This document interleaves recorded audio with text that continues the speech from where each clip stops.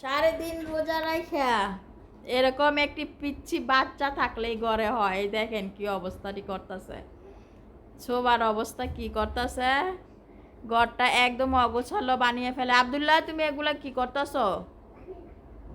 কি জানি না, এগুলো আবার কে গোছাইবে বলো তো?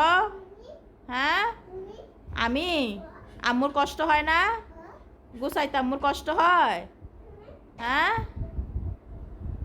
আব্দুল্লাহ, আম্মুর গোছাইতে কষ্ট হয় না? তাহলে তাহলে তুমি তো অনেক অগোছালো বানাই ফেলতেছ। আয় হায়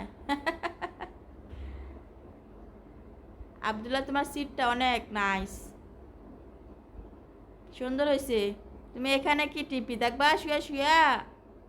আব্দুল্লাহ কি সুন্দর একটি সিট বানিয়েছে, এখানে বসে শুয়ে শুয়ে টিপি দেখার জন্য।